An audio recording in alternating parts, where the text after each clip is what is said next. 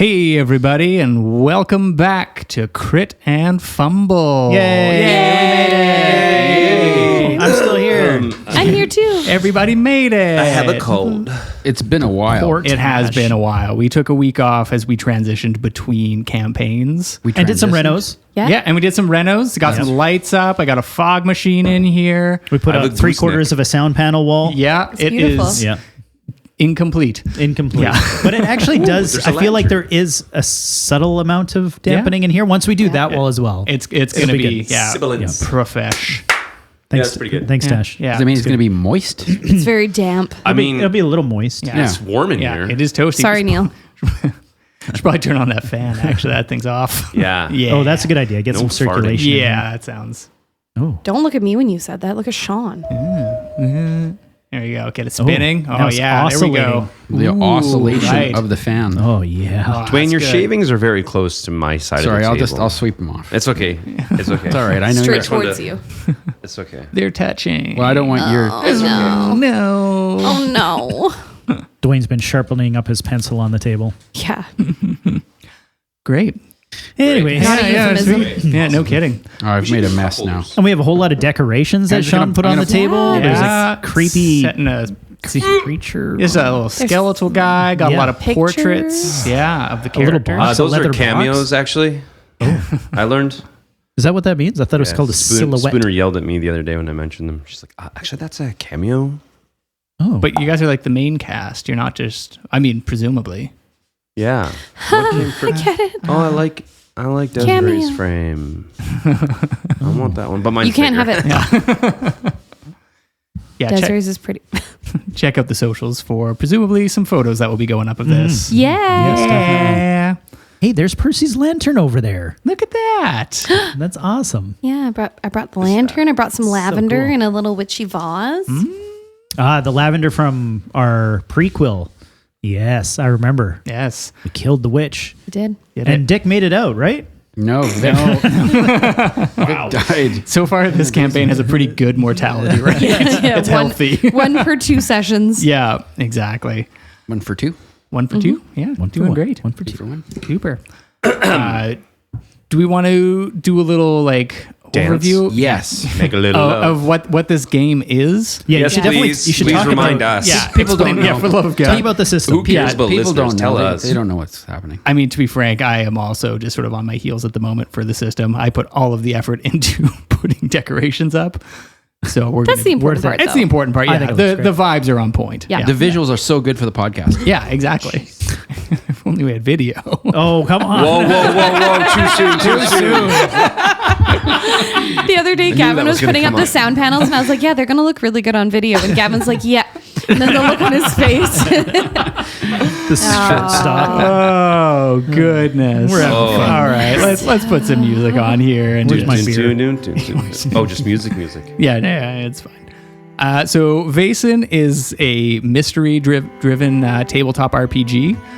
It's set in the 19th century. Our current campaign is going to be taking place on Vancouver Island. Specifically, it starts off in Victoria, and everybody around the table is taking on the role of investigators who are gifted with the sight. This is an ability to perceive supernatural creatures known as Vaesen. The system itself uses a D6 dice pool based on combining your attributes and skills that all the characters have. And you're looking for sixes. So the more dice you have, the better odds you've got at having a success. But it is a pass-fail system, which can be absolutely brutal. Brutal. Brutal. Yeah. Brutal. Combat is dangerous, so the idea is to figure out the central conflict of the story and then resolve it through sort of investigation, diplomacy, whatever cleverness you can manifest. Brutal. All I can hear is that game. What is that game where it's like double kill, multi kill, ultra kill, mega kill? The Doom? It sounds like Doom to me. Yeah. Anyway, sorry. Yeah. Where were we? That's a good question. Right. Anyways. Vaesen, the creatures themselves are from folklore, mythology. So you got like trolls, hags, fairies, forest elves, that sort of thing. And they all got their own lore and behavior, and they can be appeased or banished. So a lot of what you guys are trying to do is either figure out a ritual to banish them or figure out what the central conflict is and try and resolve it that way. And the last one, the prequel, I never finished the episode before we started this one. I'd listened to the other bits. You were there, right? I know. Like, I'm trying to remind myself because we've it's been a year. It's been a while. Did we banish that guy or did we kill him? Which one are you talking about? The witch, but there was also like the fuzzy guy. The cotton candy. The cotton candy yeti. Yeah, we killed that. Yeah, right? you guys killed that, and I think you banished the hag. Okay, yeah, you figured out the ritual. So both times, Good job, guys. you guys have gone through the banishment route, but there is definitely the possibility with some of these mysteries that We banished the snake into Sasha's tummy. yeah, and then Sasha came home. Yeah, and so there's the ability to figure out what the conflict is between the Vaesen and the humans, and if you can resolve that somehow. So it doesn't always have to be banishing the Vaesen. It can just be figuring out what the issue is and trying to find a way around that. That's cool. So appeasing. the Appeasing, correct. Cool. Anybody have any additional questions? I do have a question for the table. Yeah, let's do that. I'm bringing it back. Gavin started it with Underworld, and it seemed to do a really good job of wrangling Controlling everyone's us. neurospiciness. So when I was growing up, I went through a phase where I was obsessed with the Loch Ness Monster. We actually went to Scotland when I was 13 years old, and everybody got to have a day to choose something to do. And I spent the day in Loch Ness with my family, like looking for Nessie. And so my question for the table is, when you were a kid, or even a grown kid, as it can best describe most of us, was there like a mythology or a creature specifically from sort of folklore, folk tales that you just got really interested in? Okay, I be girls. I have one, and it's a girl. Can I start? Yeah, totally. I was really interested in banshees, and I got really into them. We used to live like a block away from the library. My mom would take like my little sister to like the kids section and would just drop me off down whatever aisle my ADHD was fixating on. And I went through this phase where I got really into like banshees and stuff like that.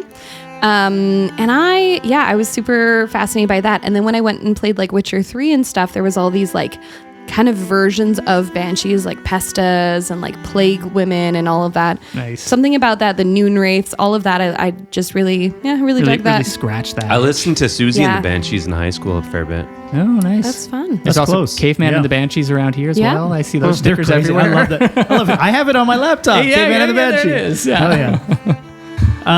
For me, okay, so I didn't really have like lore, like a mythical creature or anything, but it's close. I was really big into like Wiccan and witchcraft and stuff, and really Nice. fascinated by it. Sweet. And read up on it a lot. Like went way down the rabbit hole, like spell casting and that sort of stuff. And I spent a whole lot of time getting into it. And honestly, like, even now, like I mean, I don't practice any of that stuff, but like I still find it really fascinating Nice. and super cool. So it's like, I mean, I love tarot cards. I was gonna say it Like, explains like the tarot sort of bent the a tarot little stuff. bit. Yeah, I mean, yeah, I definitely have tarot cards and love that kind of shit. Yeah. But I went like, at one point I thought I was gonna be. Is it Wicca or Wiccan?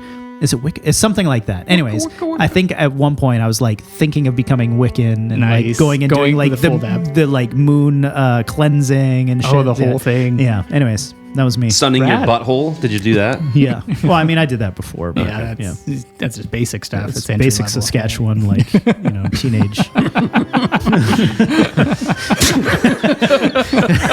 Never mind. That is where they grow sunflowers, so I guess that makes sense. Oh. Yeah. I don't know about that myself. I think I watched some scary movies a little bit too young, Yeah. and so I think I steered away from it all. Vampires. I got into vampires really young. I don't know why. Yeah. I just wanted- there's an allure. I just want to be one. Was there like You know? any particular creature feature horror movie that you watched that was Oh, that got it? overly traumatic. Yeah, Like Lost Boys. Watership Down? No, What do you- I like Lost Boys. What was the one? It was a bunch of shorts.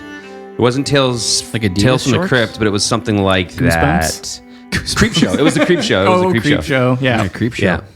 I remember the one where there was like a blob. There was like an oil slick on a pond that started eating everybody. Whoa. That was scary. Yeah. Does anyone remember Yeah. that book, like Tales? It was the book, and the artwork was so scary. It was like, it's like a black and white sort of like penguin. Yeah, spooky tales for something. yeah. Or, Oh my gosh, those were terrifying. The Pengu? Well, Twilight Zone, the movie too. I remember seeing that, and that scared the shit out of me. I remember watching a commercial for the X-Files, and those assholes, it was literally this kid coming out of bed, and then something grabbed its ankles and yarded it under the bed. I remember that scene. And just like that, I leapt out of bed for, God, I am a 37-year-old man, and I still do. There was one recently, that movie Smile, and like it was some YouTube ad or whatever, and it's just this lady sitting in the car, and there's someone standing outside of her window, and she's like, but like they're right outside her window, and all of a sudden their like head comes completely upside down, and this like huge grin came out of nowhere, and I am 32 years old, and I was admittedly sitting on the toilet at the time and shrieked. Mercifully. No, I shrieked, and it was like 11 at night. So anyway. Oh yeah, fun. Great times. Shriek, is that different from a shart?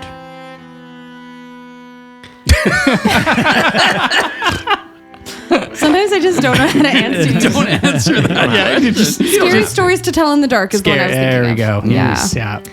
Moving over that one. Yeah. I remember that the $6 Million Man. Yeah. Do you remember Yeah. that? Remember that Scary. show? Yeah. What's the Yeah. story? Well, remember I love when he that had one. his Bigfoot? Remember Bigfoot came on there, and it was like some guy in a like really weird looking costume. It was terrible. It was the worst. It was so bad. Anyway, look it up. Yep. Look it up. $6 million man, Yeah. Bigfoot. Bigfoot. Yeah. There we go. Yeah, that's it. And that's Changed Dwayne. Yeah. He's never the same. That explains some stuff. It, Okay. it does. Explains my Absolutely. chest hair. That's true. And It's a reverse Bigfoot. Which one? Which one? But well, that seems like a really good time to cue the music. All right, here we go. Doody doody. Adventurers, grab your weapons. But first, kiss your kin. The wilds call, a timeless brawl. Now we roll for initiative. Good and evil fighting for the win. Crit and fumble, critical hit or just a fucking fumble. Cast thine eye on the rolling die. Legends rise on its battle cry. Time to rumble, crit and fumble, critical hit or just another fumble. War is waged on the table stage. Untold sagas of an ancient age. Crit and fumble. Bam, bam. Yeah. Boop, boop. Always the bum bum. Always the bum Bibbidi-bibbidi. Bum bum. bum. Always the bum. Always the bum bum. Quirky bum bum. Hey, stop it. Bung bum. Bung bum. New campaign. Bung bum. New campaign. Gonna find a way to Same old shoehorn that in. I can't wait to 3D print that creature. That would We be could good. replace Gavin's picture with just a cork. Yeah, that's true. Yeah. It does kind of look like a cork background, actually. Oh, layers. Wait, how old is Percy? 12. He looks like he maybe lives under in a cupboard under the stairs. Yeah. He's 30, I think. Okay, I was just Aw. okay. Yeah. Just a little boy. So I will let you know for this first episode, it's going to be more of a freeform role play with fewer dice rolls. It's just warming up into the characters. I'm just going to be presenting you guys with some questions. You just let me know how your characters act and respond, and we'll sort of role play through that. I will let you know that the ending has been predetermined, but how you get there is kind of up to you. That's like life, really, right? Yeah, exactly. Right? Yeah. Fate. Yes. That's not how my life goes. Okay. Interesting. Does anybody have any questions? Do you want to jump in? For Dwayne or? Yeah, I was like, I got so many questions for Dwayne, but we'll table those for off mic. Who's Mike? I'm ready. You're ready? Ready. Let's go. Percy is All ready. right. Then let us jump in. Ooh, the lighting. Yeah. Things have changed. Dun, dun. Just getting the fog machine going, getting everything up. Our room is turned into green. It's green room now. We're in the green room. so people can smell that on the podcast. They can smell green. Yeah. You can't smell colors? I can sneeze rainbows. You go ahead, Sean. Yeah, good. All right, sweet. You go ahead. Sorry, Sean. A figure. I'm so used to it. You guys are immediately going for the back door. You know us. Backdoor beauty. A figure cuts through the thick fog as they sprint along the rocky shore in front of Fiskard Lighthouse. The shadows of barn swallows nesting on the muddy cliffs above flit about in a panic, as if they're sensing something else in the pre-dawn skies. A narrow band of bedrock connects the shore to the lighthouse, where you know that your allies will be lying in wait. A mournful call begins to creep up through the fog as Emery Finch takes a moment to gather himself. But before we find out what he does, we cut to 4 hours earlier. Tash, can you describe Emery Finch for us as he waits in the main hall of Craigdarroch Castle, waiting for his interview? Yes. So, Emery Finch cuts a lean, deliberate figure, standing at a very average height of about 5'7" and appearing to be in his mid-40s.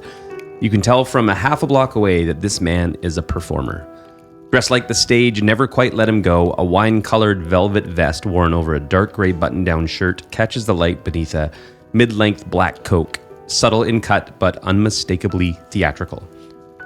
The lining is worn thin, the hem frayed, but he wears it with pride. His boots are scuffed and tired, long overdue for replacement, though still polished with care.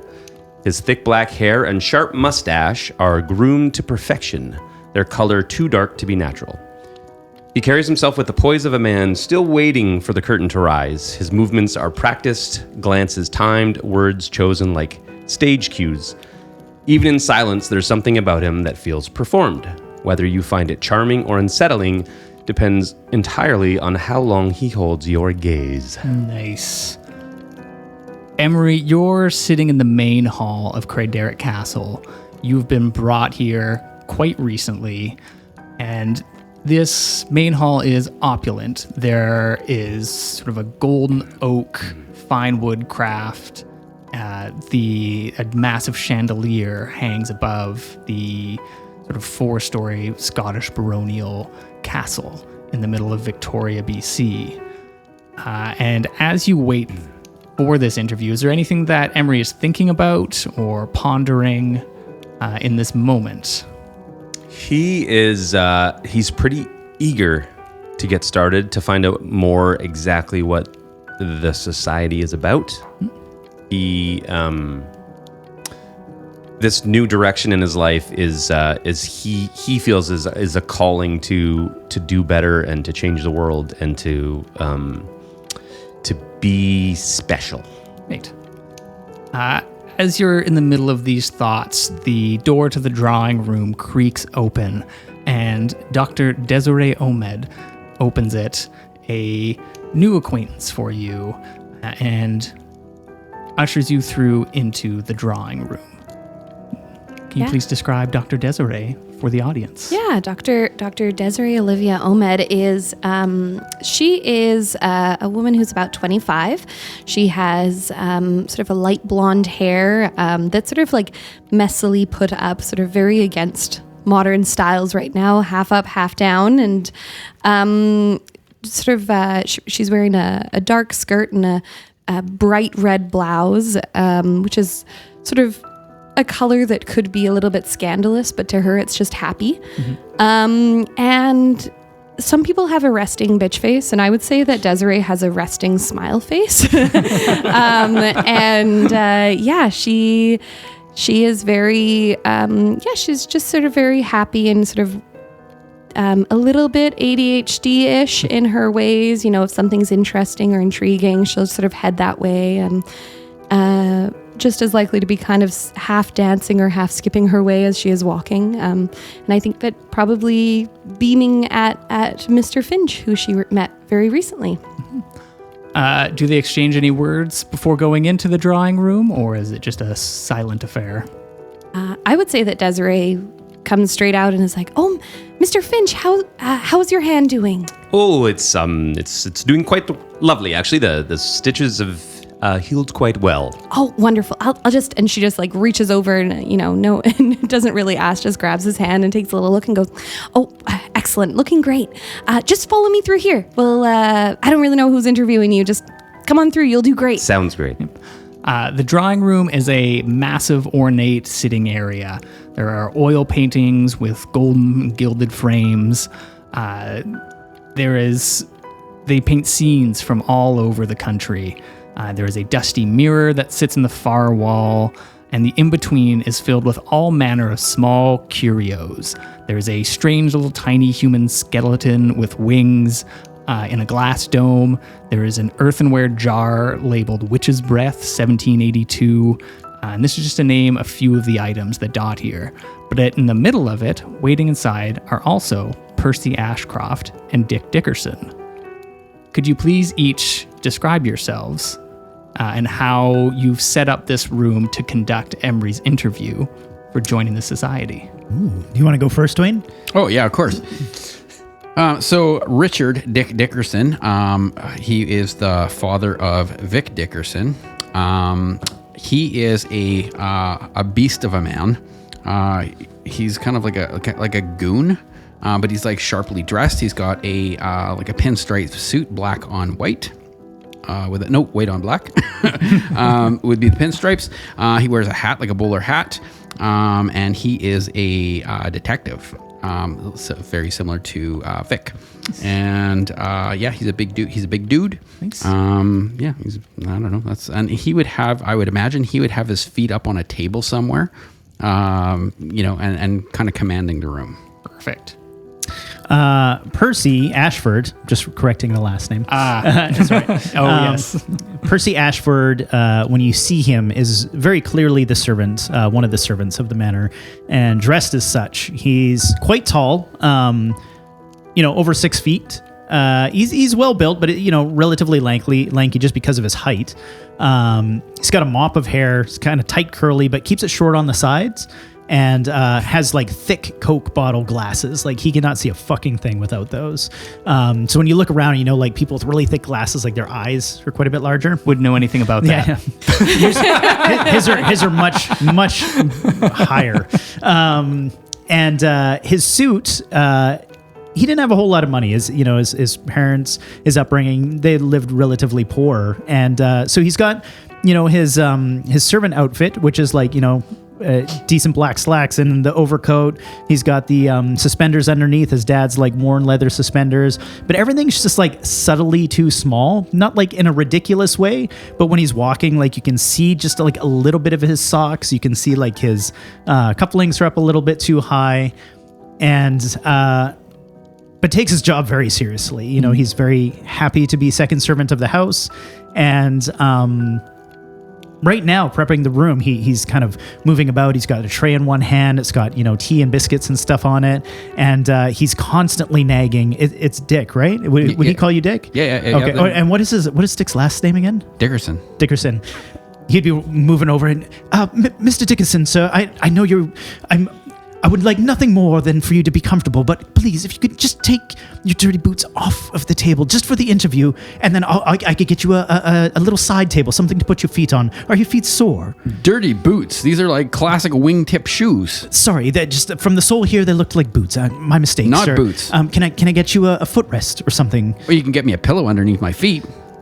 Right. That would be better than on the table. Fine. Good enough. He puts down the tea and he's like scattering it around, getting everybody, putting a biscuit out, and then pulls out the chair for Emery and turns to him and says, Mr. Finch, sir, my name's Percy. Please have a seat, and puts a tea out in front and then skitters off to go and get a pillow for Mr. Dickerson. Mr. Dickerson. Desiree would have, like, as Percy goes out, like, she would have leaned over to Emery and said, "That's Percy. He knows everything about the house. If you need to ask him, he's wonderful. But be nice. He's got gentle feelings." Oh yes, of course. And you, I'm assuming, are in charge? Yeah. He would extend his hand. Good to meet you, sir. I am Emery Finch. You may know me as Emery the Astonishing, if you've Never heard taken of the... Okay. Never heard of I it. haven't been around very long. I but can tell. grab a seat. Let's get this show Thank on the you. road. Thank you. Yeah. Lovely. Don't sit wood. there. Oh, not Yeah, this one. Yeah. I will. Percy this will. one. Yeah, that's better. Okay. There you go. This is nice too. Yeah. Just just try not to make too much eye contact with me. Richard. What? Percy comes in and he's like, "Oh, Mr. Dickinson, sir, if you wouldn't mind, just lift the feet." Well, just scoop underneath them. Okay, yeah, there you are, sir. Richard. Good. And he like dusts his hands off on his overcoat. I feel like Desiree like hands over a handkerchief or whatever. Like she knows that Percy like takes it very seriously and He's wants like to. wiping his hands, like. She reaches up and like fixes his collar and is like, "You look good. You look good." Thanks, Mum. Mr. Finch, can I get you Yes. anything? No. Percy, is it? Yes, Percy Percival? Ashford. Yes. I'm assuming. No, just Percy. Just Percy. Yes. That's nice. Thank you, Mr. Finch, sir. Please have a seat. Yes, I'm and seated. I believe. Oh, Yeah, sorry. It's okay. Not in that chair. Nope. No, don't sit there. Not that one. Mr. Richard Dickerson told me Right. that was not okay. Percy, my drink is empty. Well, Mr. Dickinson, I just put that down. He's like shotgunning black tea. I'll be right back. Oh no, it's more all biscuits, right. maybe? You stay, Percy. okay. I've had a chance to chat with Emery. I'll go get the tea. Oh, good. Are we conducting the interview now? Probably. Good. Yes. Well, I will have a seat. I actually don't know. Are we the ones leading the interview? Yeah. So three of you would know that you have a case tonight, actually. You need to go to the Fizgard Lighthouse to investigate a Vaesen that has been plaguing the new Lightkeeper, a Mr. Henry Cogan. Henry Cogan. The details are a bit scarce right now, and it feels a little bit rushed. But conveniently, Emery showed up, and having an extra body on site would probably be quite helpful. So, knowing that, the three of you are conducting Emery's interview. What questions would you like to ask Emery for his interview? What are you good at, Emery? Well, I believe I'm good at. You believe or you know? I I need facts here, my friend. well, this sounds more of an opinion question, but I would say I am good at people. I like to. You're good at people. I'm good at people. Well, how's that going to help us out? Well, talking to people, Mr. Dickinson, sir, right? Yes. Getting information. This is what it's. Okay. Well, all right. Everything is about people. Desiree's back with the tea and is like, I agree. Well, It would be let's nice get for to- one of us to be good with people. That's true. Okay.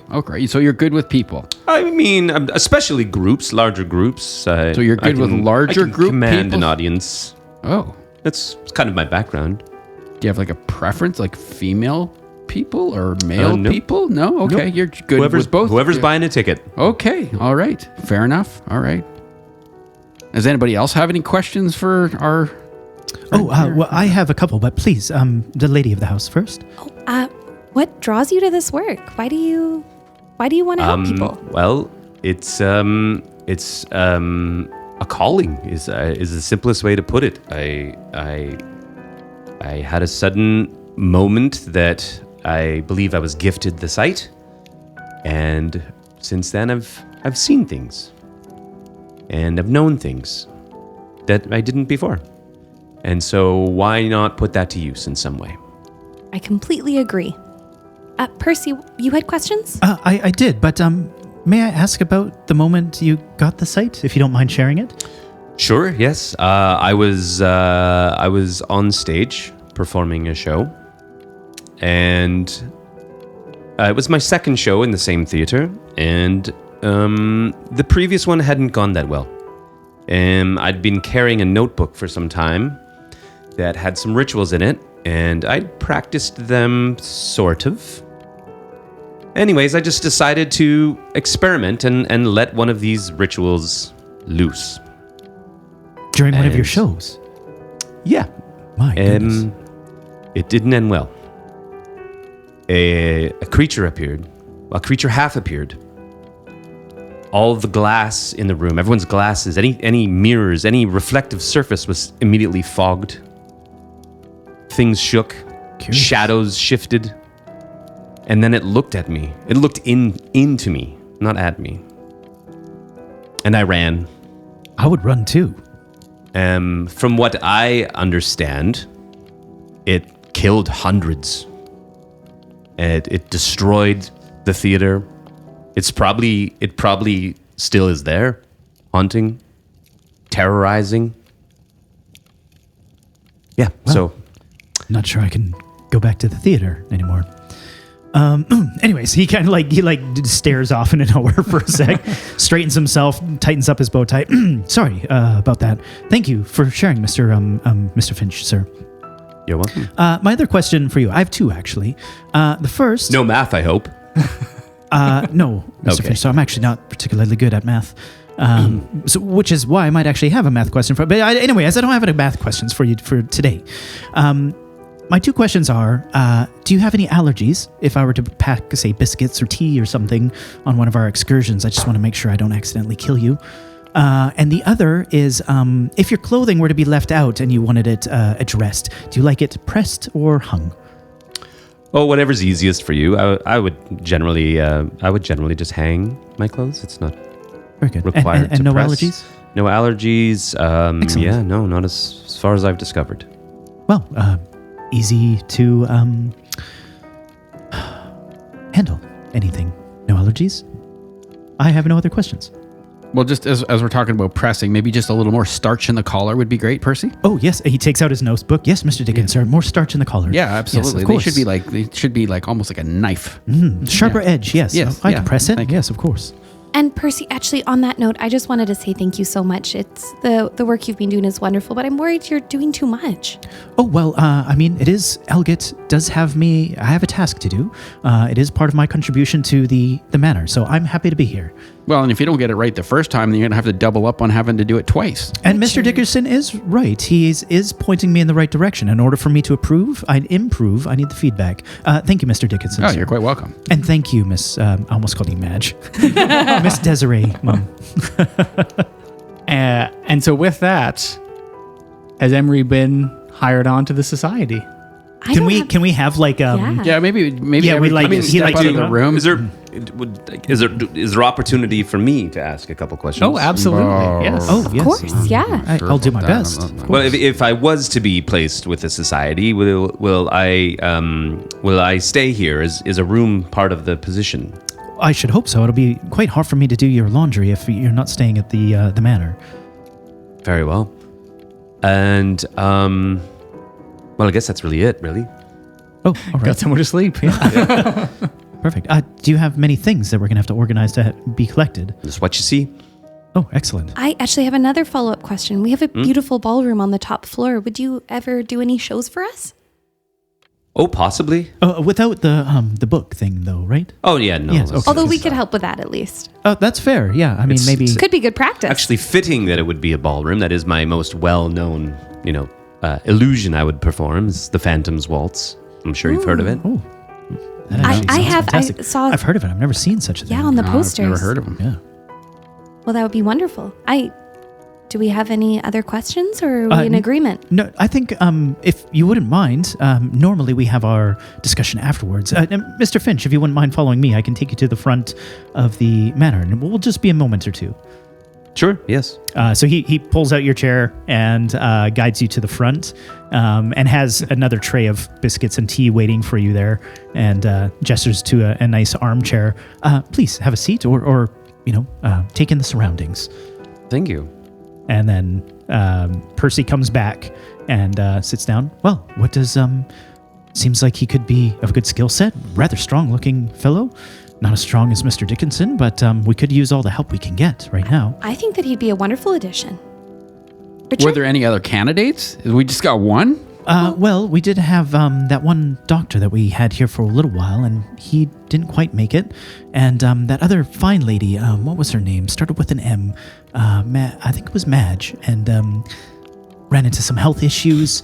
So this was sort of our third and long-reaching lead to kind of keep the society going. He came into the city clinic. The stitches on his hand, he'd heard himself practicing a new trick, and I just mentioned that sometimes he sees things, and Yes.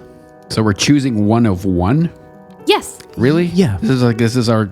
Well, This seems low bar to me. we do have this recent situation with the Fizgard lighthouse, perhaps we use this as a Working interview. a working interview, a trial. That's a good idea. Okay, I'm in agreement. Not cannon fodder, Richard. I didn't say anything. Your eyes lit up. Okay, well, They did lit up, Mr. Dickinson. it was just thinking of well, this would be an opportunity for him to show his skills. Yes, Correct. not as a meat shield. I didn't light up when you said that. It was just the idea that he could interview. Stand in front of you. Yes. Yes. Okay. All right. Yeah.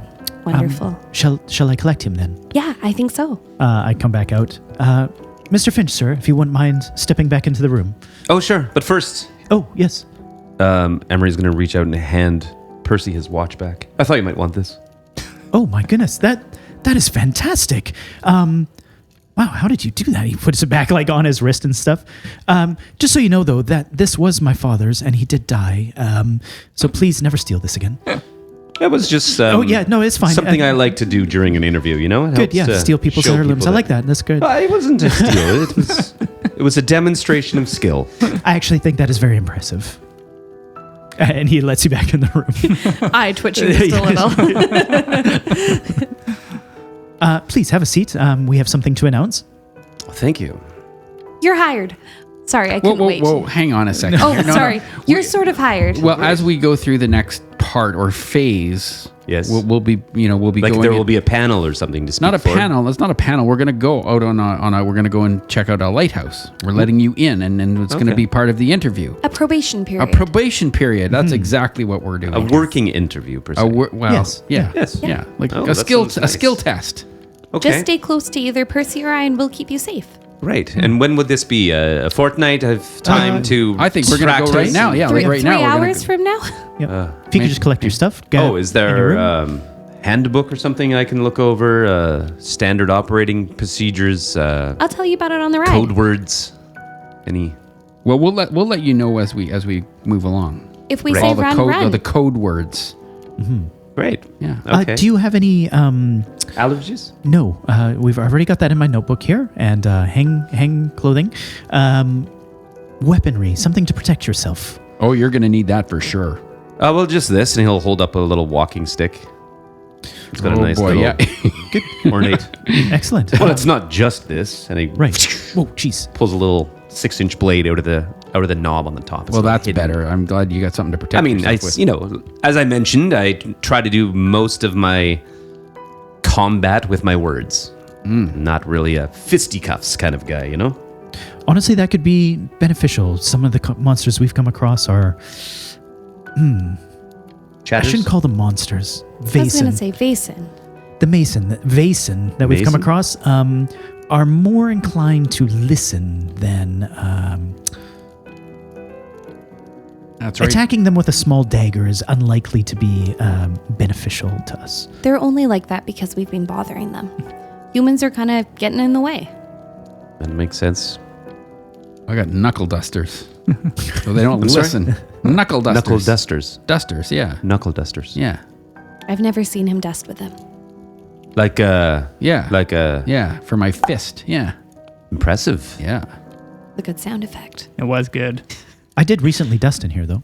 It looks wonderful. Oh, Percy. yes. Thank you. Thank you so You don't much. need a dust, Mr. Dickinson. No, but like, have you seen the cobwebs in the corner? I'm not There sure. are if you, no cobwebs. there I'm sorry. There's in Percy, the corner. you are part of the team. The society, the yes. society, Yes, of course. But you're yes. also second servant do of the this house, yes. Okay. Yeah. We all sort of have side jobs. So Percy Oh, what is would second mine be? servant. Mine, I work at the clinic. You could do shows, and Dick complains. No, I'm an investigator, That too. Interesting. and I'm just pointing out the obvious. Well, So I is mean- there a brief for this evening? Let's get me up to speed. Get me excited. Well, let's ask Sean. With that, there was no brief. We catch up with Emery Finch in the foggy shores outside of the lighthouse. Quickly, you would all have a jar of sanctified oil that you've prepared for this. You can put that in your temporary gear. And Emery pats himself down, realizes that the sanctified oil is still there, And can you let us know what the plan was that he was told about that involved him being cannon fodder to temporarily repel the incoming Fizgard Banshee? Okay. I'm so excited. Yes. The plan that Emery was told was to take the oil into the lighthouse and go up the stairs to the top of the lighthouse and let out some screams that would attract the banshee, and then he would ingest the oil. But not entirely. He would put it in his mouth and then like And like, at the banshee.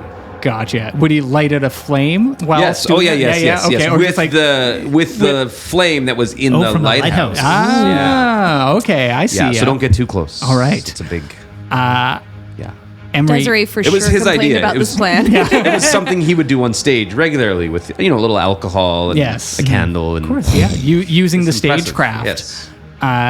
You run down the path and you sort of make it onto this narrow sort of rocky outcrop that goes towards the lighthouse, and we pan over to Percy and Dick. They are at the boathouse right next to the lighthouse. What was the part of the plan that Emery wasn't told about, where he was cannon fodder? Are you sure about this, Mr. Dick, sir? I mean, he's going to go up there, he's going to make the scream and use the flame, but we both know banshees aren't afraid of flames. No, I'm goddamn sure about this. Okay, but is this just a distraction then? Of course. Okay. When we see the flame, is that the sign to then do what? How are we capturing this thing? Or are we going to talk to it? Last time we tried to banish a banshee. Last time we tried to banish a banshee, it didn't work. No. We're gonna have to reason with this one Yeah, but we're going to see how this goes for him first. This is part of his test. to see how he handles the failure of the flames. Exactly. That's actually the name of the move. Yeah. Failure of flames. So if he doesn't come running down the stairs screaming, kind of like a banshee, He passes? well, no, that would be he'd actually like probably save his life. Like retreat is part of the win Right. Yeah. So knowing when to run. for him. Good. All right. And then we wait down here, and then we will intervene. That's right. Good. The skies glow in an aquamarine blue as this figure appears through the mist. At first looking like a beautiful woman in a long flowing dress hovering in the air. She swoops down and meets Emery. She is between Emery and the lighthouse right now, gliding towards you as she grows closer and closer. What does Emery do in this instance? Emery slowly twists off the bottle lid and has his thumb over it and good evening, ma'am. What are you doing here? I have come to help you return Return. to your home. I am home. Yes, we are all Emery turns. I feel like Richard Dickerson and I are both just like watching this whole scene unravel. Dick's cackling under his breath. And we transition inside of the lighthouse with Dr. Desiree, with Henry Cogan. What information is Dr. Desiree trying to get out of Henry about this situation? She would have been asking, when did it start?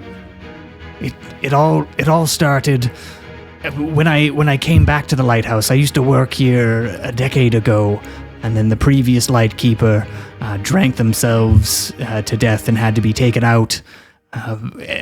almost as soon as I started showing up in the evenings, it started off as sort of, I thought it was the wind howling, but it's just been getting worse and worse over the last 2 weeks that I've been here. Who was the previous lighthouse keeper? It was a young lad, Joshua. He, by all means was a bit of a drunkard, and he just couldn't handle it. The job is a bit trying at times. It's a bit isolating. Does Desiree know anything about banshees? Yes. I would say that Desiree would know that they can be... They're a tricky Vaesen to get rid of. Typically, they have some sort of unfinished business. And so the ways to permanently get rid of them, they say, is to either allow them to finish whatever that unfinished business is, or the last of their bloodline needs to die. So there is a familial component of it as well. Gotcha. Yeah. Do you know did Joshua have a loved one? Anyone who stayed here with him or would come out? From all I know, Joshua, and he is sitting there fidgeting fairly nervously in this armchair inside of here, and I don't really know anything about the lad. He was gone before I came back, and... What about you? Do you have any reason why a banshee would be haunting you? And with that, he sort of nervously picks at the armrest, and you can see that the foam is being exposed on this otherwise immaculate chair. I can't be... and he stammers over his words. This will kill you if you don't let us help you. I don't believe in these things. And yet here we are. And we're going to pass back to outside. Can the three of you let me know how this has started to go horribly wrong for you? Emery? Yeah. Emery is actually quite terrified in this moment. And when he tilted that bottle up, he just wasn't even thinking. He just swallowed the oil. So hopefully it's not toxic in any way. Mr. Dickinson, sir, I haven't seen any flame yet. That was the sign. Well, we've got to wait for him to blow the flame. But we saw the banshee go in. Can I clarify? They're still on the path, though, aren't they? They're still outside with he never the banshee. got inside. He's not in the lighthouse. He's on the path outside leading of the lighthouse. towards the lighthouse. The banshee cut him off. It's still very much there in front of Emery. Unless I'm assuming you are still hiding. We were hiding. Yeah, in the bushes, I thought you were upstairs in the lighthouse right now. No. Yeah. Okay. Still downstairs or still outside. Oh, okay. With you, the lighthouse's light is sort of flickering through the mist. I see. The banshee watches you drink this oil and begins to move towards the front door of the lighthouse, where you know that Desiree and Henry are currently. Seems to be relatively disinterested with you in this moment. So the banshee just kind of came up to you and just and yeah, you floated drank around the me, oil, basically. and it kind of scrutinized you for a bit, determined you were not a threat. Determined you were an idiot. Excuse me, ma'am, miss. Do you have a moment? I have business to attend to. Well, maybe it's something I could help you with. Can you deal in death? Well, let's see. I can recall dead ones. I can recall a spirit. So, yes, I guess. Can you bring those spirits back to life? Well, it's actually this part of my show that I do. One of my better known illusions is I actually I call on the spirit of my deceased wife, and I reanimate it into a gorgeous scarlet silk gown, and we waltz, me and just the gown with my wife's spirit in the gown. You besmirch your wife's memory by bringing her back from the dead. And you see that her face begins to drop into a skeletal visage and becomes almost shadowy as she gets closer and closer to you, Emery. And you can feel the chill in your bones as you've picked at something. Emery is backpedaling. Would Emery have any idea like where he left Richard and Percy? They should be around here in the somewhere. vicinity? Whether or not they've moved from where. I think in this moment, Percy like emerges essentially from the bushes or the darkness with his what is it called? A lantern, hurricane lantern. With targeted at this banshee, and just pops up and be like, "All right, that will be enough for today. Please leave our friend Mr. Finch here alone. He's just trying to help." And he's kind of got like his lantern out aiming at her, and he's got his dad's revolver in his left hand, but it's like shaking a lot. Has Percy used any of the sanctified oil in this hurricane lantern to light it? Okay, so let's backpedal a bit. Yeah. Percy probably knows what sanctified oil is. Gavin doesn't really know what it's this the oil means. equivalent of holy water. So it's like a priest has gone and just blessed this We oil. actually used holy water last time when on our last mission we dealt with that hag. So he's acutely aware of how this stuff works and would absolutely have it in the lantern. Great. Yeah. It seems to recoil from the light of this lantern sort of backwards, and it seems to it creates some distance between Emery. It looked like it was about to like pick him up almost into the air, and so you've given him a bit of time. What's Dick up to in this moment? Just Dick, laughing? Or? Dick gets off his knees because he's like literally like hiding behind like some shrubbery. Yeah. And he's watching this unfold. He goes up to Emery, straightens out his tie and walks around back of him, grabs his Zippo lighter and flips it open, shoves his 2 fingers down his throat and tries...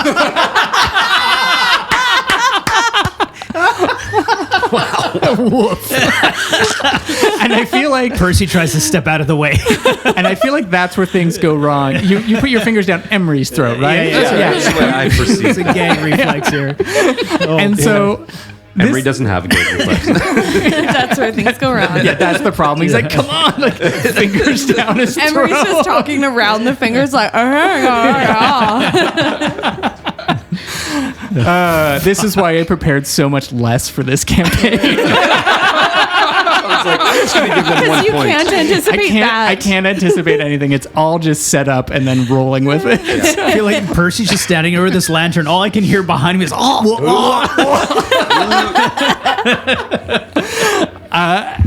I think it works. This is the weirdest part.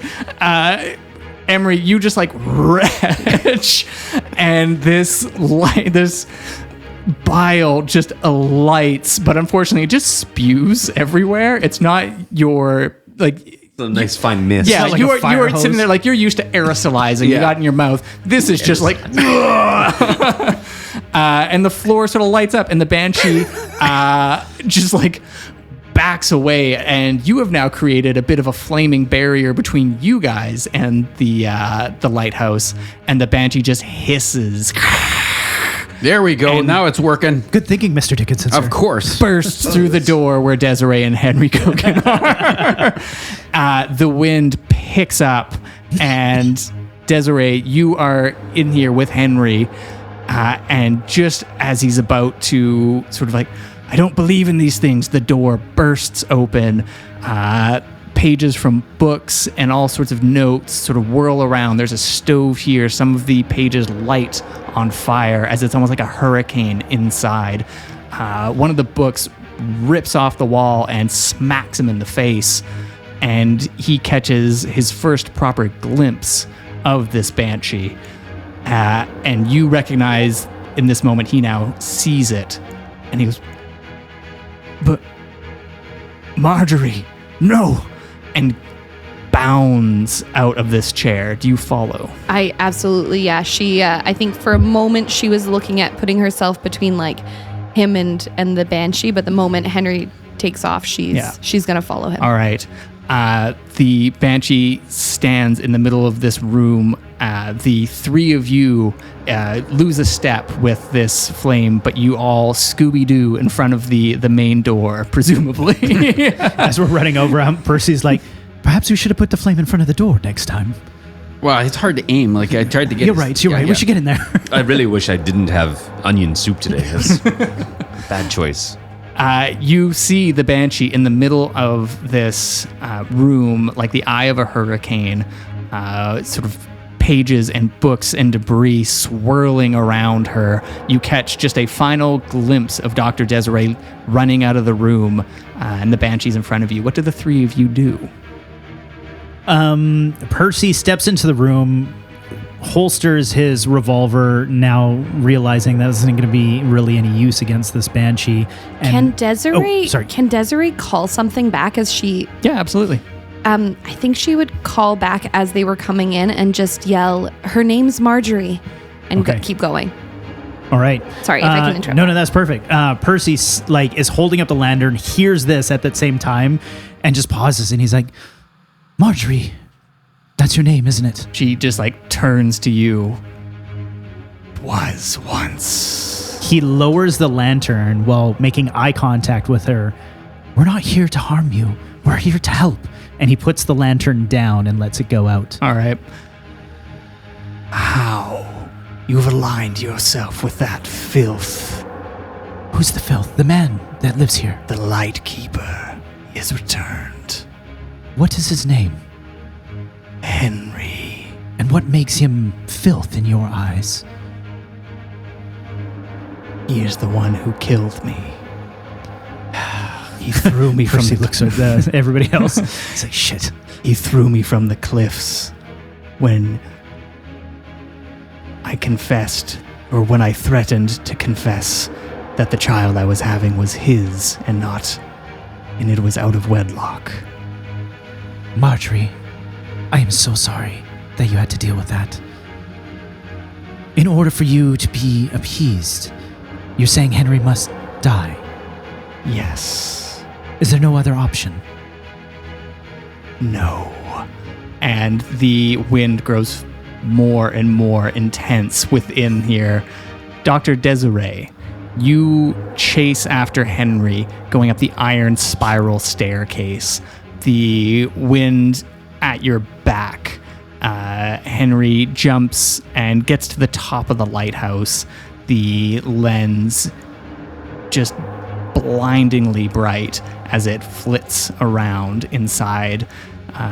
He sort of bounds through this main area out onto the gangplank around the top of the lighthouse. Yeah, Desiree follows the whole way. Great. Realizing he's got nowhere else to go, his back is to the outer railing. What do you say to him whilst he's up there? Henry, who was Marjorie? I just want to help. She was my wife's best friend. Our youngest child was hers. She threatened to tell everyone that I was respected. I can't, and you feel the wind begin to get harsher and harsher and rip beyond you. You are at the top of this lighthouse. It, is windy up here, but you feel it coming from inside. The three of you, the Banshee rips through this house like a hurricane. All of the rooms just shake and shudder.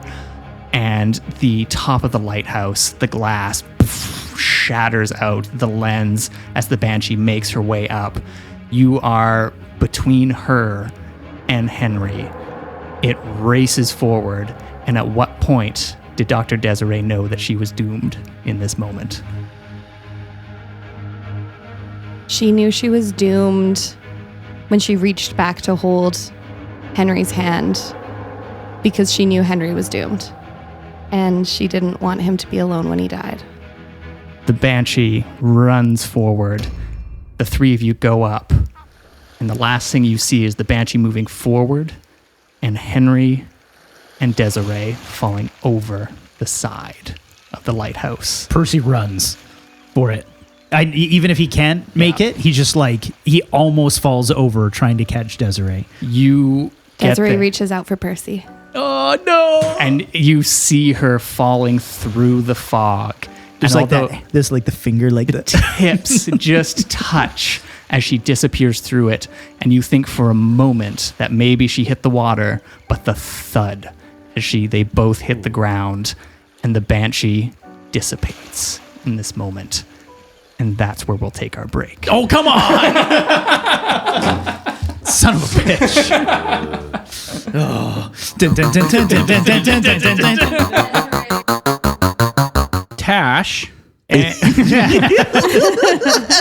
we're back. Oh, boy. Just had ourselves another little snack break and shared some man, that very was good stories. My favorite. Some Corey stories. Shout out to Corey. Shout out to all the Corys in our lives. And also McKnight. And If you were ever in the cadets, shout out to you. Obviously, we're talking about 86 what was Pacific the- Squadron. You know who you are. Okay. Wow. Okay, you just thrown it out there. Okay. No, we got that. Never mind my cover-up approach. Ain't I dad? Ain't I dead? Before we continue on into the next phase of the mystery, Gavin, can I have you switch over the maps? The one that's underneath. I know you wait were a you were sec. eyeing it up. There's licorice in the way. That's my Do you want to hold that motto. edge? Which- There you go. Oh. So the map. this is the floor plan for Craig Derrick Castle that's been a little modified based off of what upgrades you guys have made in the past And urinating from great heights. and urinating from great heights. So this It's a good should, band name. yeah. So this should help you guys orient yourselves a little bit whenever you're talking about the manor, as it were. And then there's a lot of blank spaces for rooms. As we go through the mysteries, you can choose upgrades and decide which room it is that you want to occupy or throw in those upgrades into. This So looks cool. so cool. This looks great. It's really cool too because having been there and stuff. It's Yeah. So this was Chelsea and I did a little bit of a road trip. Yeah, a road trip, doing a little location scouting, and in the brochures that Craig Derrick Castle has, it had a floor plan in it. So You're like, yoink. yeah, I did it. Nice. Yeah, I was making notes inside of the castle. And like, you gonna do TTRPG here? They're like, neat. Love it. We Yeah, should just we go- asked. should We just go were record like, there. oh, it'd be cool if we could record here. And she goes, sure. Our rental prices are $3,500. online. And I was Yeah, like, never mind. rental Probably prices. make like a Kofi. That's not all right. And we could record it. Yeah, we could record it Like there. live stream it. Yeah. Dwayne will do an ad read for you guys. Yeah. So if you're listening, Craig Derrick. Craig Derrick. Craig Derrick. Derrick. I think he's dead. Craig. Corey. Okay. Corey. All right. Are we Yeah, getting I'm There's back always a into Corey it? in the group. Yeah, definitely. All right. Getting back into the Twizzlers. Yeehaw. Yeah, put it in your mouth. Let's see. So what's Chelsea doing now? Ain't I dead? And I did. I did. 1 second. Wait. Maybe There we not. go. Maybe you're not dead. Maybe not. Yeah. I have medicine. Ooh, wait. No, I don't. I forgot. I'm a lantern. No, it Not was a enough to thud. save me from cliff It was a death. thud. It was a thud. There was Like- there was a big thud. and Watermelon it's on a squelch. concrete? There was a thud squelch sploosh. Yeah. Whoa. What about Henry? He's okay. He landed on my body. Henry's fine. Yeah. He's no. actually okay. Yeah, just totally made it just fine. All right. So it's been a little over a month after the event at Fisgard Lighthouse. Percy's still distraught. Sad music for sad Percy. And we pick up on a steamship that is navigating from Seattle through the Strait of Juan de Fuca into Victoria Harbor.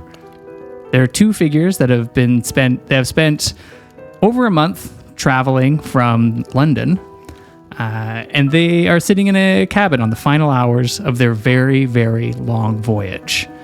Chelsea, can you please introduce your actual character for this season? Dr. Elifie Fleischman is a middle-aged woman who she is quite dour looking. Her hair is pinned back very tightly, not a single hair out of place. She's black hair with sort of like graying temples. Quite a severe looking woman. She doesn't look like she does a lot of smiling. There's a bit of a difference here. And sort of like quite surprisingly, I would say sturdy looking for how she is. She dresses. And I would say that right now she would probably be flipping through a medical book or something like that. Okay. With her doctor's bag nearby. What was her name again? Ellie? Elephant. Elifie. Elifie Fleischman. Oh, interesting. Weird. Yeah. Yeah, already made that one. Yeah. Didn't even know. Nice. Tricking That guys. NPC. Yes. Very important NPC. Yes. So across from Elifie sits a 40-year-old man with sort of like a hawkish features named, you would know, Jasper Harrelson. He has joined you from Rose House, another branch of the society. You've been summoned to Victoria, and you've sort of been given some background information, but he's sitting there with a dossier about the Victoria chapter of the society. Well, I don't know about you, but I am excited to get this journey over with and get back on sturdy land. Just a absolute boon of conversation to be around as always, Elifie. I would say probably she doesn't respond. Her lip twitches a little bit, almost like she was thinking about smiling. And she very purposely and loudly flips the page of her textbook.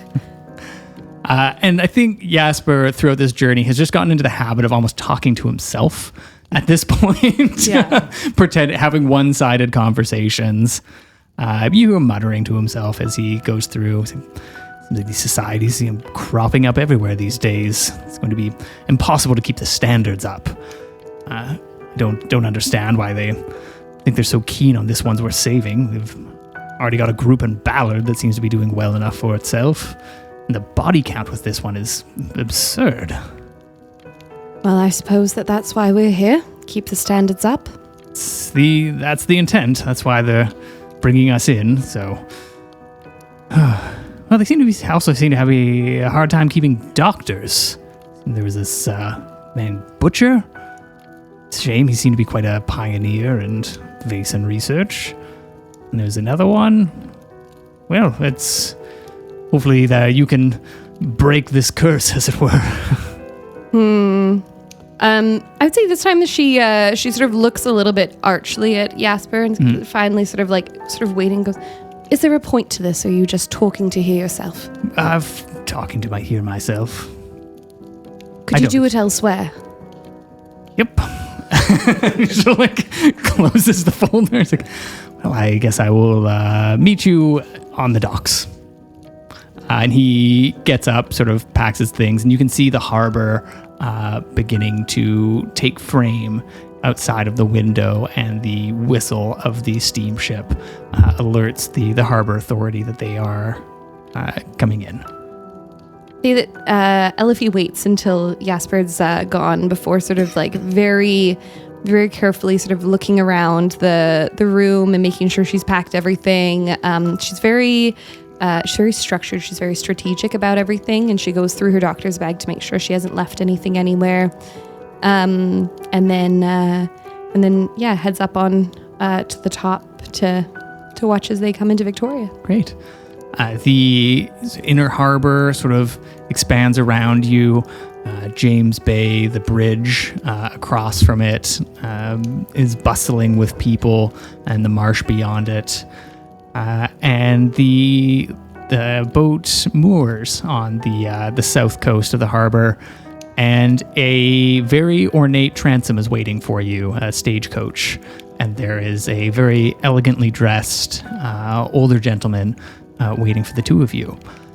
And we transition from there as Elifie departs the steamship back to Craig Derrick. You have all been put on sort of administrative leave for the last month after this last incident, as it were.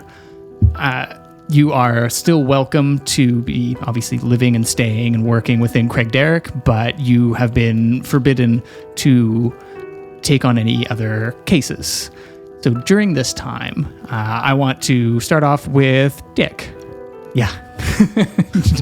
Dwayne's head just snapped to attention. It doesn't help that you've got this anglerfish light at the end of you that I am absolutely drawn to.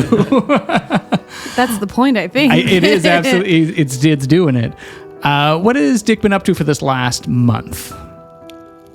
I would imagine that Dick would be, because he lost his daughter, he would probably do some sort of investigating in regards to what happened around. Okay. So would Dick have taken over Vic's office, like the PI office in downtown? Oh yeah, I think it was on Fort Street. Yeah. Has Dick modified it at all? He for would have itself? tossed a bunch of shit out. Like, what the Right, fuck is this? It is not a shrine. No, Okay. not at all. So what are some sort of elements of this new sort of setup that sort of scream Dick Dickerson? He would have put up a picture, of himself. himself? And sure. He'd have that up there, and he'd have I think there already was one behind There it. was. There's like a second one now. He replaced it. This one's just even bigger. Yeah, just it's done in oil and That's right. More elaborate, I would imagine. He's cleaned up Falcon shit off the floor. it was just in there. Exactly. Been left, Tidied up paperwork. Probably. Gone through. The paperwork that was all over. Unpacked Vic's the desk. composter, bought some knives. Exactly. Just little things. Bleached a lot of stuff from top to bottom. Really organized. Threw out all the the eyeliners that were being used to draw on mustache. Yes. Yeah. for sure. Absolutely.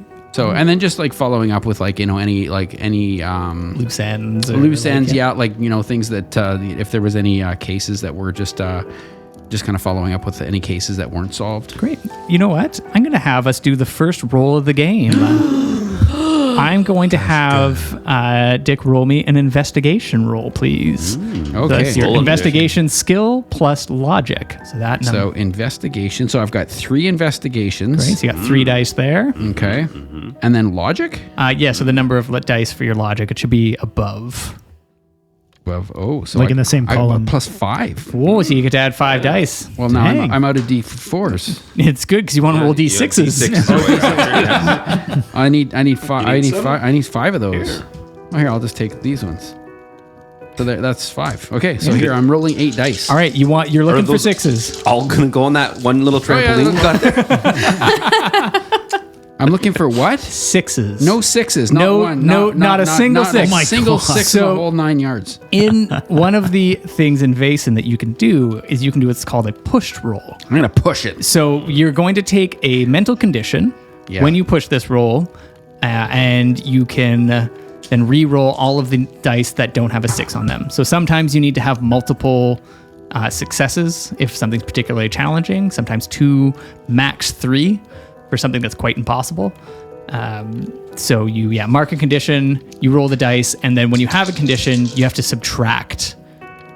So you can roll all the dice right now. Okay. Yeah. Okay, so I've got 1 6 on the dice out of all of those. Perfect. Jeez. Yes.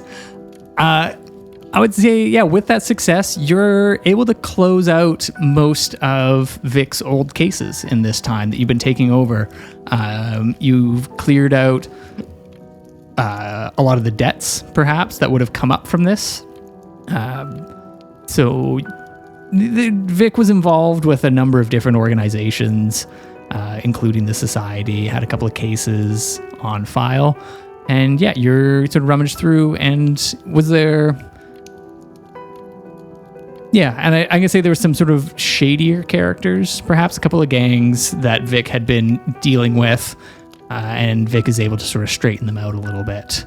So he doesn't have to worry about that. Yeah, and so Dick would be very well, he's got his new his condition, his mental condition is angry. Yep. And so he's feeling resentful that he's got to go and Go through all this. all this stuff, and it's just and so there's a level of like why wasn't this taken care of well before this? Like, Yeah. this is taking way too long. Absolutely. He's reminding me of Kingpin. If anyone watched, Yeah. or read the comics. Great. And so we transition from Dick sort of cleaning up Vic's cases over this last month to Emery.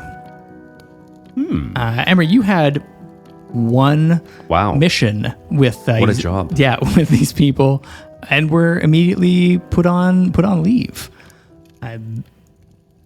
What's Emery been up to? Do we get paid for this job? So the society gives you a bit of a stipends. It's not a whole lot, but it does. That's what accounts for your resources that you currently have. I think a couple things. I think part of what attracted Emery to Victoria was a bigger audience, a bigger population base to work his magic. So he's been trying to pick up some small little gigs here and there, I'd say. Okay, More like close-up stuff and card tricks and stuff like that. great. And he's also been doing some research in the library, I would say, with this notebook that he has. It's got all sorts of it. It's basically a journal that has all sorts of scribblings and writings and thoughts, but a few very specific rituals kind of laid out in it. So, And I think the castle has a caretaker with it named Algot Frisk. And I think Algot would help you in the library and sort of orient you to this whole setup. And the two of you are in there. The library in Craigdarroch in this version spans 2 floors. wow.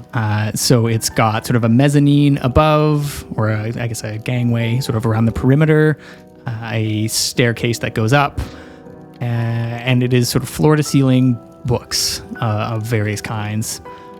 And he sort of looks like, where did you find this novel? It seems to be is this your journal? I'm in possession of it. Of course. It was discovered Discovered by you? by me. I just couldn't locate the owner, and In between owners. I per se. think it. Yeah. All right. So And Algot is an older gentleman, sort of balding at the top, stark white hair, in a sort of butler's uniform. And it's an eclectic group of spells from what I can determine. It's interesting. You would have to have been very well studied in the arcane arts to sort of produce this amount of knowledge. It's fascinating. Is there anything in particular that Emery is looking to glean from this book, or just looking for general knowledge? yeah, I think a bit general knowledge. He does know who the original owner is, so has a bit of an idea of that. But So yeah, I will say from that, Emery's able to glean that this is not like, if you were to think of it in D&D terms, it is not just one school of magic. There's sort of Right. a number of different, there's sort of like Celtic magic in here, as well as some stuff in kanji script. And so it is a very well-traveled Well-traveled, yeah. individual who has sort of produced this, as it were. And can I have Emery actually give me an investigation roll or learning roll? a learning roll. With my logic, you say? Yes, please. Well, I get 6 for that. Why are my numbers so Well, low? 6. Oh wow, lots of 5s, but no 6s. No 6s. No So si- oh, that that's is a- where the information buck stops for Emery in this moment. And Percy. I'm curious, there are 2 people that you would know that Percy might go see in this moment. Yes. Who does Percy go see in this downtime? Well, there is one person in particular Percy wants to check in on, but he needs to be careful. So during this time, month is a long time for Percy to not be out in the field. So the castle is immaculate. He's realigned the chairs around the dining room table probably 4 times already today. His suit is well pressed. Tea bags are like lined up perfectly by like alphabetical order, that kind of thing. And surprisingly, in addition to this, he has spent a bit of time in, I forgot Russ's character's name. Sigmund. When he had worked with Sigmund, who's no longer with the society, he really appreciated that he spent some of his time down in the firing range that we have. And Percy's never really used his dad's revolver. Oh, okay. So he's been spending a bit of time down there, like target shooting and honestly hurting his wrist because the revolver has so much recoil. So he has to like shoot 3 times and then take a break for the afternoon. But in addition to that, he's been trying to meet with Algit just to make sure everything's good. But in the evening, when everybody's either asleep or, you know, Emery's away doing a show or something, he's been sneaking into the basement. So I want to pick this up in Percy's room. Okay. Percy, you're sleeping and you've got something on your mind. And you hear on the radiator a ding, ding, ding, ding, which you know is coming from the basement. But not the basement that everyone else has access to. So you head down, you go into the butler's pantry, and in the butler's pantry, it aligns with the dining room and sort of a preparation area, and there are 2 sliding doors so that you can open up to the kitchen, and then there's maybe a 3-foot gap. You can close that door and then open up the one to the dining room so that the people in the dining room don't have to see into the kitchen. Right. But what most people don't know is that there is a 3rd door, and it leads to a staircase that goes down. And it is behind the one of the tea supply areas. And so there is a jar of oolong tea that you move, and then the shelf does a little click and moves out of the way. Beautiful. And when you open it, you hear a Percy. He straightens up his bow tie, dusts off his jacket, and checks his breath, and walks carefully down the stairs, like purposefully, but like nonchalant, but he's trying to be nonchalant. Yeah. Trying to play it cool. Yeah. I want to ask, Gavin, do you want to play this scene out right now, or do you want to leave it there? I think I don't want to play it out, but I do want he gets down to the bottom of the stairs and like his heart flutters a little bit. And I think that's the scene. All right. Sweet. Yeah. Perfect. Yeah.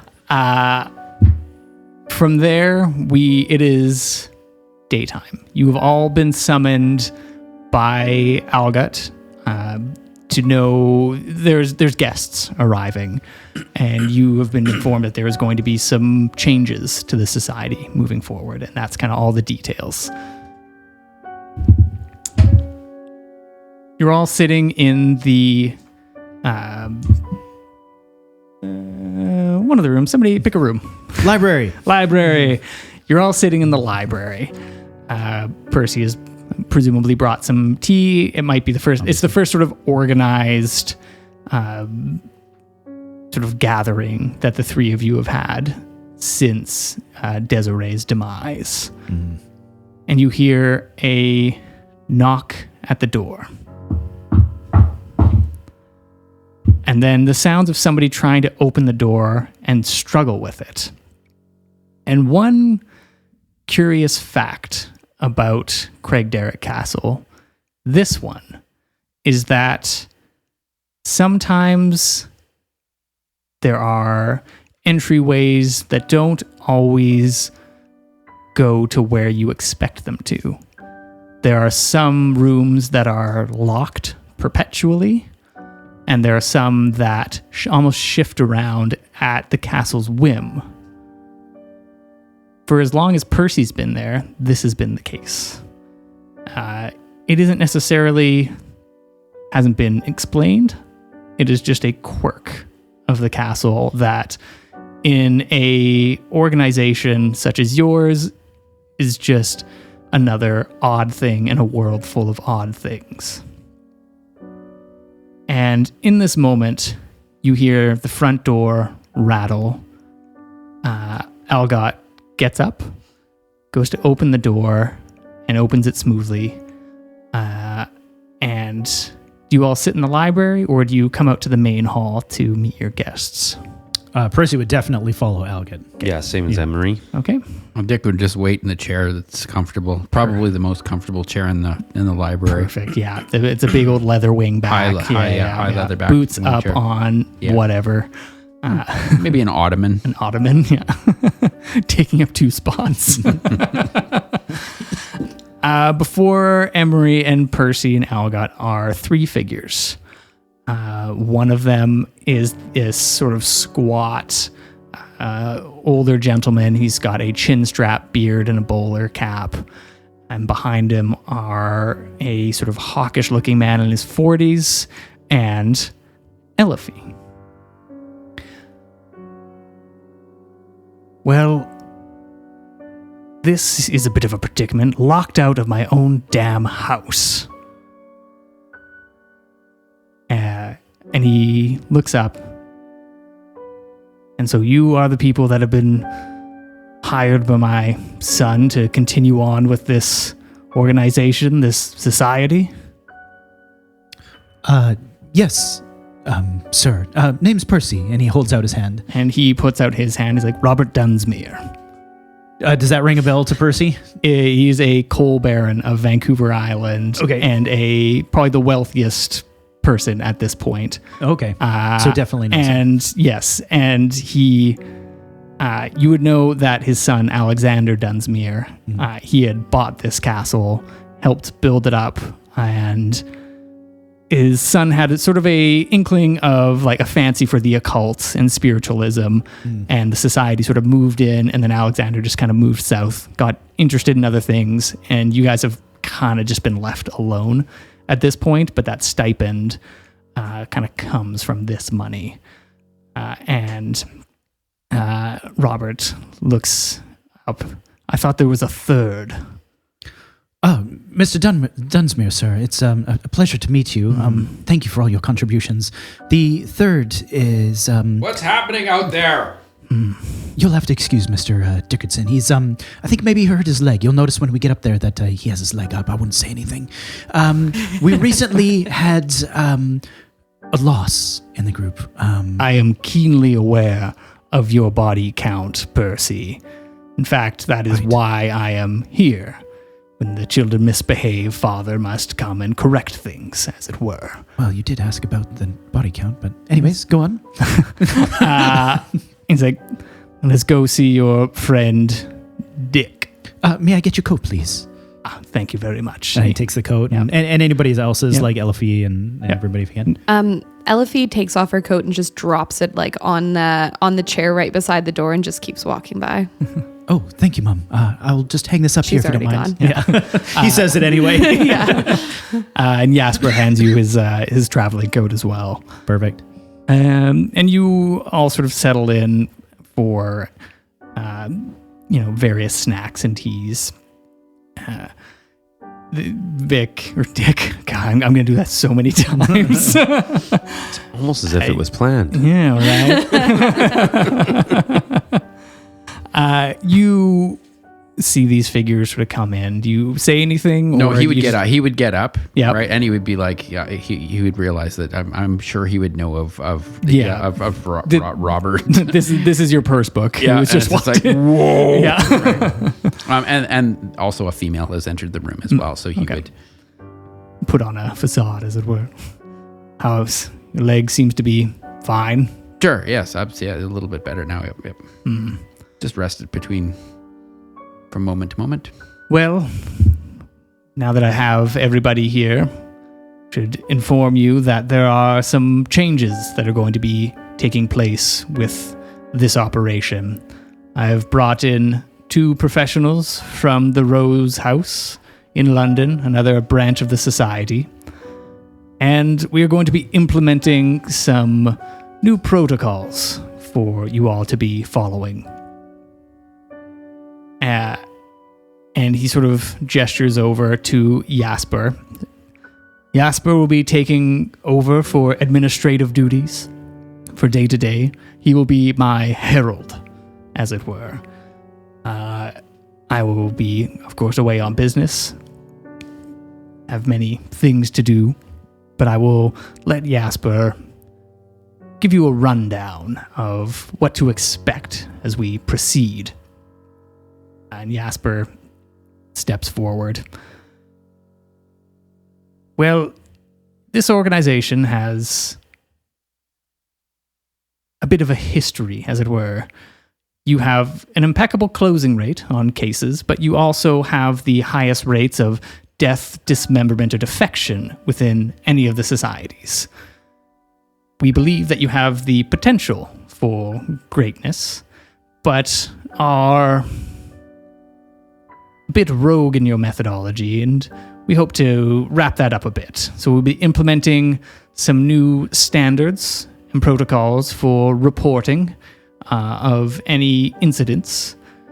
We will be requiring there to be sort of samples or specimens taken from sites to be studied further, to hope to learn some things about these creatures, these Vaesen.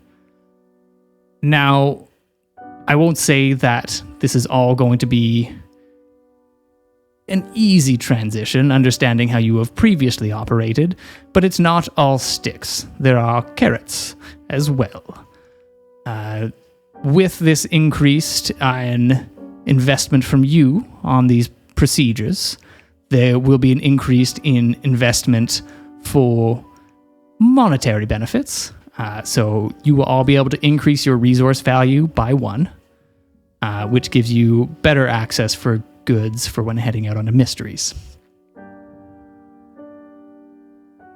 Alongside that, we will hope to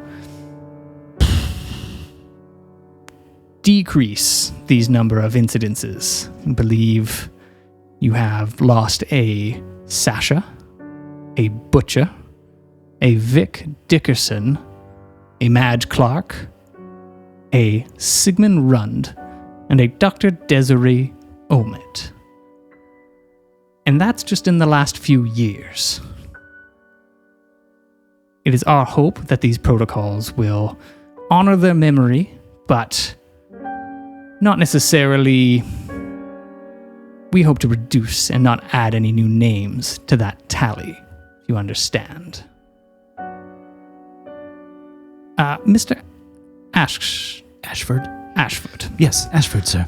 Am I correct in assuming that this establishment has a Vetier colony within it? And you would know them to be like house gnomes, almost? yeah. Like little critters that kind of help out around the house.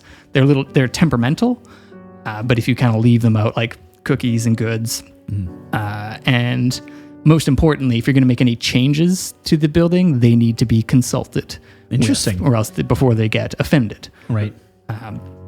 And this house does have them. Yeah. Yes, sir. However, I am not the one that communicates any changes with them. That would be Mr. Elgott. Elgott. Yes, sir. Sorry to make you talk to yourself. Okay, I'm used to it. We will be implementing some changes. And Elgott turns to you, Percy. He's like, grab us some wines and a treat for our friends. Yes, of course, Mr. Elgott, sir. It's about time. Not for you, Mr. Dickinson, sir. Oh. And what does Percy grab for as an offering? So Percy, over the years, has noticed that he used to leave out biscuits, but they never really liked it. That's why he always serves guests biscuits, because they seem to prefer them. But you know, like those digestive like cookies, like the crackers, whatever, the really flat ones, but they're kind of like, for whatever reason, they were always like breaking into the pantry, and you would always notice those were open. So Al gets started closing them up in like lock and key. Yeah. And we bring out the digestive cookies for when dealing with these gnome creatures. Yeah. The Vetir. Yeah. Yeah. When he goes in there, Percy will find a little bag of black licorice, which is something he's been finding ever since Desiree died. Something that was a bit of a habit of hers to tuck his favorite treats. No way. Because she knows that he works too hard. Oh my God. He goes in there and like opens it up. I would say it's probably been a couple weeks since he's found one because he's slowly been finding them with his like deep cleans. But yeah. Yeah.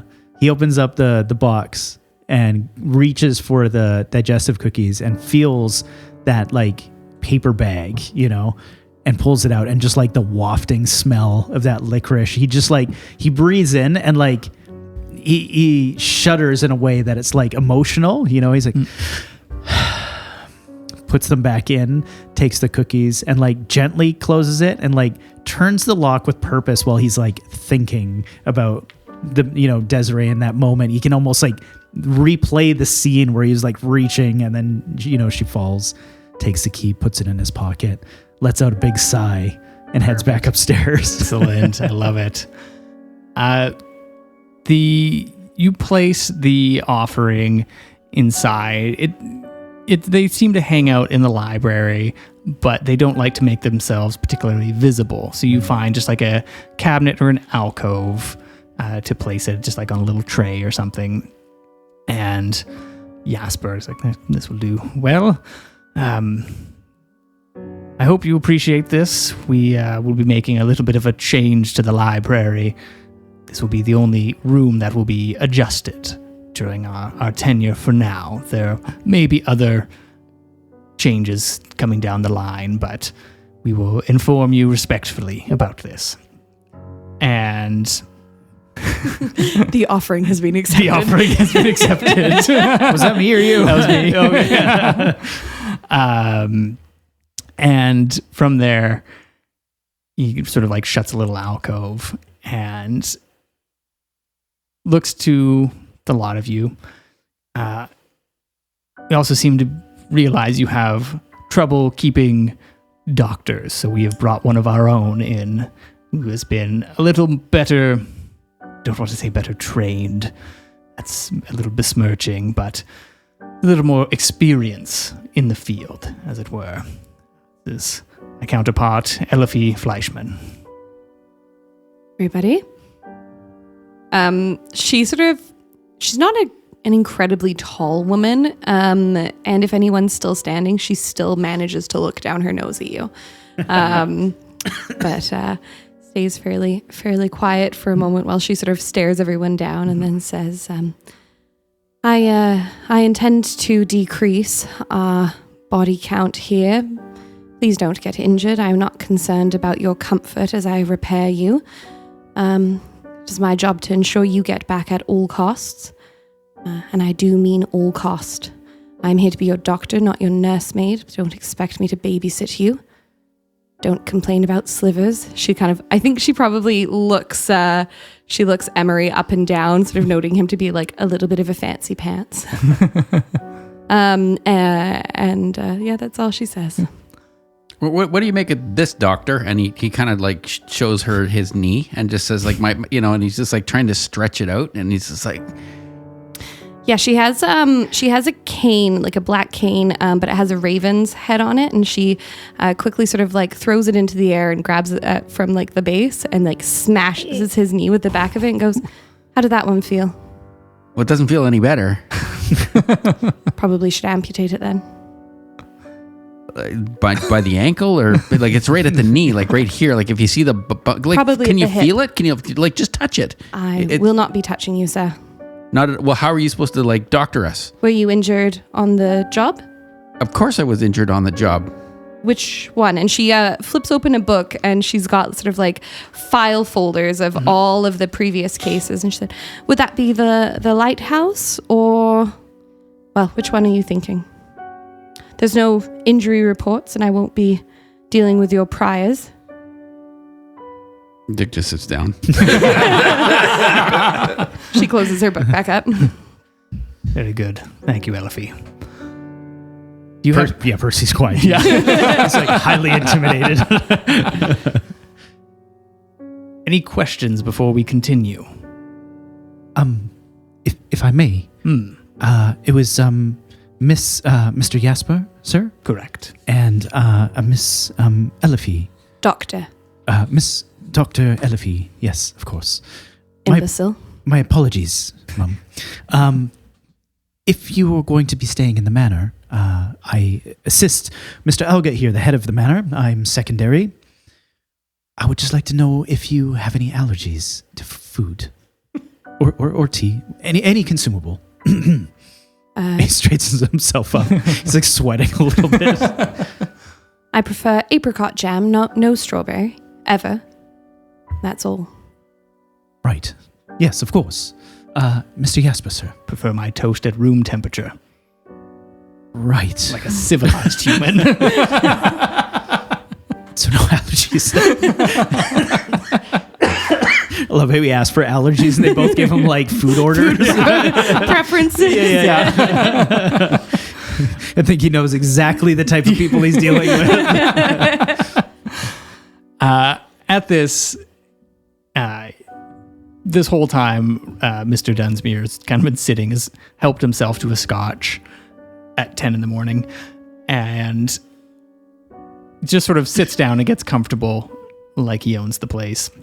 And Jasper pulls out from his pocket a sort of purple velvet cloth bag. It's got gold tassels on it. Well, suppose the adjustments shall be made here. And he sort of like looks around the library, and on the second floor there is a sort of empty, almost like secondary room that some of the more valuable books are under lock and key, but it's quite small. He's like, this is the one that I'm looking for. And he sort of has everybody join him up on the second floor. You walk up the gangplank, and from inside of this bag, he pulls out a doorknob. And it has a bright green emerald gem handle. Mr. Percy, Oh, yes, sir. if you could get me some tools, screwdriver of sorts, we will be removing this doorknob that exists. Yes, right away, sir. Yep. Percy just Yep. gone. Yeah. The installation goes pretty quick, and installs this doorknob. He looks over at the lot of you. He's like, this doorknob, when activated, and he points to, it's almost like the same way that like push locking mechanisms work on most doors. When pushed in, you can make a request for a particular Vaesen or creature, and it will connect to the libraries of the other society. They all have particular rooms, ones that are affiliated with our organization or with us, that have come up to our standards. And mechanically, this has given you guys access to the occult library. So cool. So like when we go through it, when so we do that, you we're like essentially make going to like a new location. Cool. He's like, you cannot have a person in there and transport it to another location. It will not reset if there is a human being inside of here. There cannot also be another person in that room at the time, but it will search through the societies of the world and look for the best suited. Every once in a while, it doesn't necessarily work out. You still have to find the books within this room, but it is a bit of an advantage to have. And so once per mystery, you can gain a free success on a roll that has to do with something with the occult. But you must specify what it is that you're looking for. It can't just be, give me all the information on this. It needs to be a specific thing to do with occult knowledge. Very cool. Yeah. I'm just scribbling this down. So once per mystery, get a success on occult knowledge, essentially. Yeah, to like find out some sort of occult mystery or something. So cool. I have a quick question on that then. Yeah. Once per mystery, how many? Do you have a plan? It just depends on how quickly we go through them ourselves. Yeah, so there will be like in this campaign, there's going Yeah. to be multiple mysteries. So it's not going to be one large overarching sort of like singular mystery. There will be multiple ones, a couple episodes each. So Cool. it'll be fairly obvious. All right. Yeah. Cool. Now, I understand that some of you may be a little apprehensive to change, but I feel that some of you have felt loss very personally in both recent and less recent. And so I hope that you will all stay on board as we make these changes. Yeah, changes are good. Great. Yes, well, nobody grew from not changing, right? It is a requirement in this day and age. And with that, that is where we'll leave the session. Oh, come on. But I need to talk to, what is her name? Elify. Elifie. Adventurers, grab your weapons. But first, kiss your kin. The wild's